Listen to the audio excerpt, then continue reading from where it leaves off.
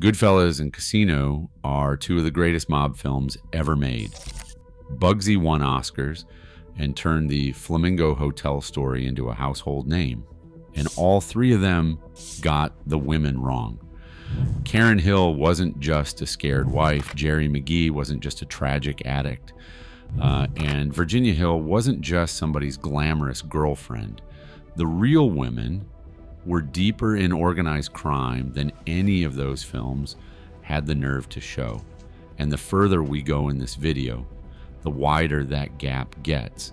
If you had asked anyone who watched Goodfellas what Karen Hill's role in the mob actually was, they would have told you she was a frightened wife who got pulled in over her head.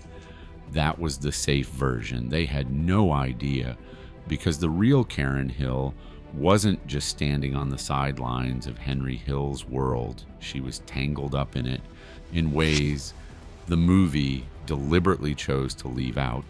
And the same pattern repeats with Geri McGee and Virginia Hill. So today we're going through all three, the movie version and then what actually happened. We will show how the differences matter and why the true story is often more complicated than the films make it seem. And the gap between those two things says a lot, not just about these women, but about how mob stories get told in the first place. Let's start with Karen. Karen Friedman was a dental hygienist from Long Island. She grew up in a Jewish middle-class neighborhood in Lawrence, a totally normal life. In 1965, she met Henry Hill on a double date that had been arranged through Paul Vario's orbit. In the movie, her date partner was Tommy DeSimone. In reality, her partner was Paul Vario Jr., the son of the local crime boss himself. That already places Karen closer to the center of the Lucchese family's social world than the movie lets on. It was not just some random night out. She was being introduced to Henry through the boss's own family. Goodfellas shows the early relationship beautifully. The Copacabana entrance, the wads of cash, the glamour of being with a man who never waited in line. And the film is honest about how seductive that world was. Karen says it herself in the voiceover. She got used to it. But Karen was not done yet, not even close. What the movie does show, and this matters, is Karen helping destroy evidence. During the drug raid near the end, she flushes cocaine down the toilet while the FBI is at the door. That moment alone shows she was not a passive observer by the final act. She was a participant. But the real story goes further than the movie was willing to travel. Henry Hill wrote in his 2004 memoir, Gangsters and Goodfellas, that while he was serving time in prison for extortion in the mid-70s, Karen was having an affair with Paul Vario himself, the boss, the man who ran the crew. In the movie, Vario's character is Paulie Cicero, played by Paul Sorvino, and the film never touches this. The real question is, what happened behind closed doors during those prison years? Because Henry also wrote that Tommy DeSimone beat Karen and tried to rape her during that same period. You would think someone would have said something. Nobody did. According to Henry's account, Vario found out about the attempted assault, and one theory holds that this is part of why Vario eventually gave DeSimone up to the Gambino family. Tommy had killed a made man named Billy Batts, and the Gambinos wanted payback. Vario may have finally let them have Tommy because of what Tommy did to Karen. Think about what that means. A mob boss possibly signing a man's death warrant, partly because of what he did to a woman the boss was sleeping with. And Goodfellas leaves all of it out. Karen Hill is scary to the audience only once Henry's world collapses at the end of the film. The actual story suggests she was already much closer to that world than the movie ever wants to admit. The reason is probably narrative. The movie is Henry's story, not Karen's.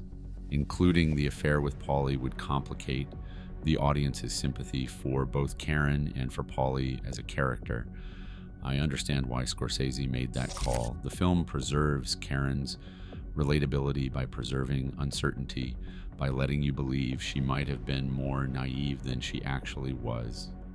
It is smart filmmaking, but I think it also reveals something about how we like our mob stories served. We want the women clean enough to feel sorry for. But outside the movie, Karen Hill was a woman who dated through the boss's family, had an affair with the boss himself, helped her husband's drug operation, and destroyed evidence during a federal raid. And that is not a woman on the outside looking in. That is a woman several layers deep. Think about that for a second. Goodfellas is one of the greatest films ever made, but it needed Karen to remain sympathetic, and sympathy meant keeping her partially innocent. Real life does not care about sympathy. For a while, things seemed fine with how Casino handled Geri McGee.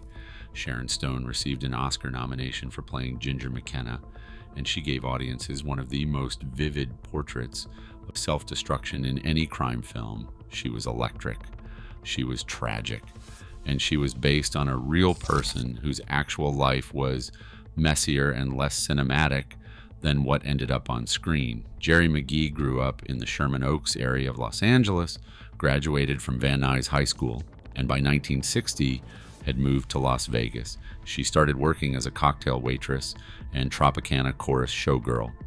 She hustled at casino tables, cultivated relationships with high rollers, and earned enough to buy a house for herself and her family. Geri was not waiting around for a man to give her a life in Las Vegas. She had already built one.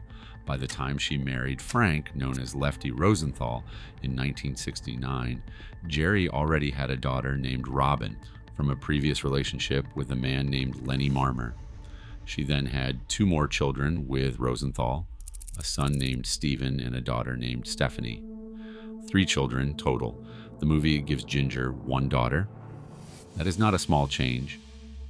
A woman with 3 children, trapped in a marriage falling apart, married to a casino boss with mob ties, is a more complicated, more domestic, and more desperate figure than what the movie shows you. Casino turns Ginger into a spectacle. Real Geri was juggling kids, addiction, affairs, and threats of losing custody. What comes next is the part that still does not make sense. And no, that is not made up. Rosenthal threatened to divorce Geri and take the children, leaving her with almost nothing. Their marriage went through a brutal cycle of breakups and reconciliations through the entire 1970s.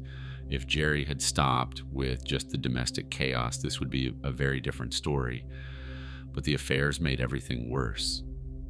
She had a relationship with Anthony Spilotro, the Chicago Outfits enforcer in Las Vegas, and a close associate of Rosenthal. In the movie, this is the Nicky Santoro character played by Joe Pesci. The affair was real, and it was one of several factors that blew the entire Las Vegas arrangement apart. Their divorce was finalized in January 1981.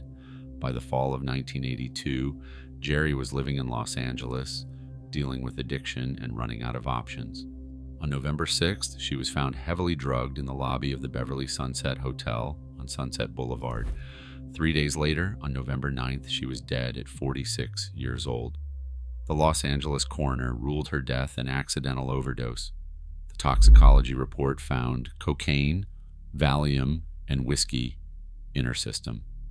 The official finding was accidental, but her sister publicly stated she believed Geri had been murdered by the mob, possibly because she knew too much about the Las Vegas underworld. Frank Rosenthal spent $50,000 on a private autopsy to fight off rumors that he had been involved. That second autopsy confirmed the same finding, accidental overdose. I do not know which version is true, and honestly, I do not think anyone alive does either. But the fact that the question even exists tells you how deep this woman was in it. Uncertain. Casino takes all of this and turns it into one of the great tragic arcs in modern cinema. But the movie smooths the edges. 1 child instead of 3. A cleaner narrative arc. A death that feels like the inevitable end of a Hollywood tragedy. Ginger McKenna is probably Sharon Stone's best performance, but real Geri McGee looks less like a symbol and more like a chaotic person swallowed by a brutal environment. Her story is painful in a way that does not translate neatly to a 3-hour film, and even the people closest to it acknowledged that. Rosenthal himself, who lived until 2008, said publicly that the movie was broadly similar to his life, but not fully accurate. When asked about Sharon Stone's portrayal of his wife, he said he would not want to get into that area and declined to elaborate. That tells you something. Even the man who lived through it thought the film version was selective in ways that bothered him. If you're still watching, hit subscribe. I break down stories like this every week where the real version is wilder than the movie. By the mid-1990s, Casino and Goodfellas had cemented the popular image of mob women as either glamorous or doomed, and usually both, but neither film prepared audiences for the real story of Virginia Hill. Virginia Hill might be the worst case of the three. The movie turned a woman who actually worked for the mob into a love interest. That is all they kept. In the 1991 film Bugsy, Annette Bening plays Virginia Hill as a beautiful, fiery woman attached to Warren Beatty's Bugsy Siegel. The movie focuses almost entirely on the romance and on the Flamingo Hotel project. Virginia is charismatic in the film, but her role is essentially the girlfriend, the woman standing next to the man with the vision. Bugsy is a good movie, but it does something that mob films almost always do with women. It makes her interesting because of who she is sleeping with, not because of what she actually did. The real Virginia Hill was nothing like that. She came from nothing. She was born in Lipscomb, Alabama in 1916, one of 10 children with an alcoholic father who worked as a horse trader. By 17, she had left home and moved to Chicago. She found a waitressing job at a mob-run restaurant called the San Carlo Italian Village during the 1933 World's Fair, and that is where she met Joseph Epstein, a bookmaker connected to the Chicago outfit. Epstein saw something in Virginia that was more than looks. He saw someone who was smart, discreet, and willing to work. He became her mentor, her financial handler, and her entry point into organized crime at a national level. Now Virginia could have stopped there. She did not. Virginia Hill would later look back on this moment and wish she had made a different choice.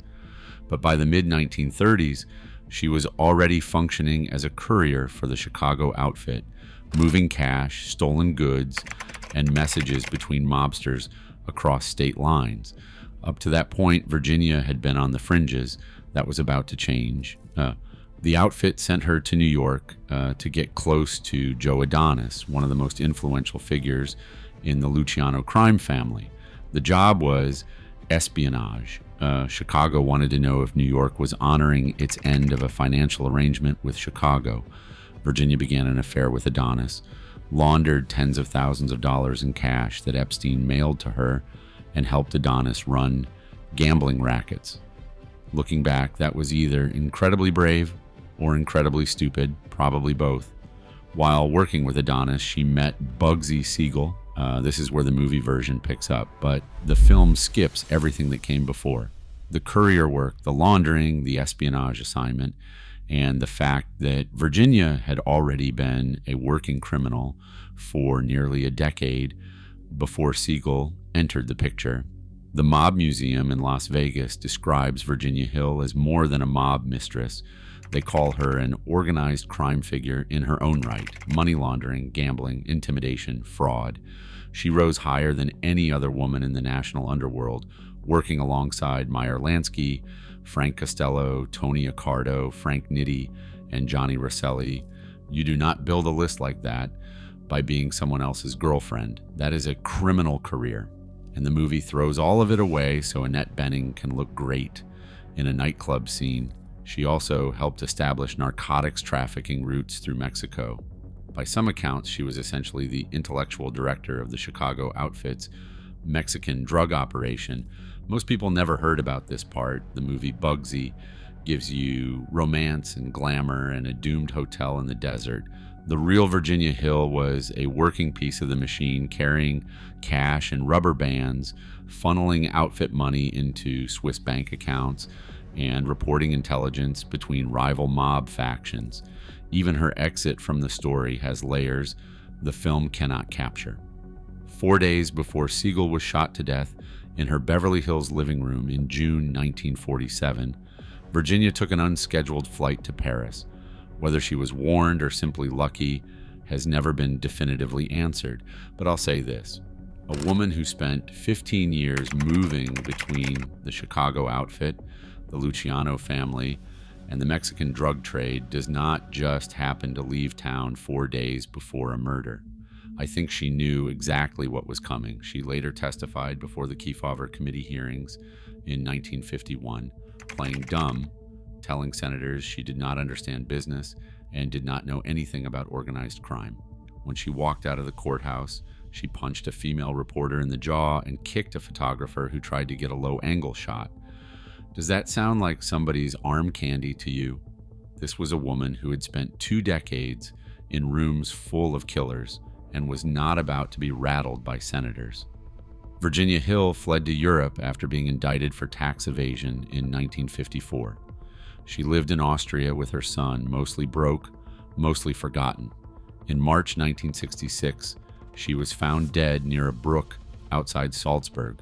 The official ruling was suicide by overdose of sedatives, though some accounts suggest she had been trying to squeeze the mob for money using what she knew. If that is true, she miscalculated badly. So, what do all 3 of these stories tell you when you line them up? They didn't just simplify these women. Filmmakers consistently pushed them toward passivity, glamour, or tragedy, when the real women were more informed, more entangled, and more useful to the criminal operations than the films led on. And I don't think that's an accident. I think screenwriters and directors look at a woman like Virginia Hill with her cash runs, her rackets, and her espionage assignments and decide the love story is easier to sell. I think they look at Karen Hill's affair with the boss and decide the audience will not root for her if they know. I think they look at Geri McGee's 3 children and decide one daughter is more cinematic. Every time the choice goes the same direction. Make her simpler. Make her less threatening. Make her easier to watch. Mob movies like women most, when they can turn them into victims, trophies, or warnings. Real life keeps giving you women who were harder to categorize. The movies gave them faces. The real stories give them something the films never quite could: agency. Messy, dangerous, sometimes self-destructive agency, but agency. All the same. And if you want to see another story where the movie got it wrong, click the video on screen now.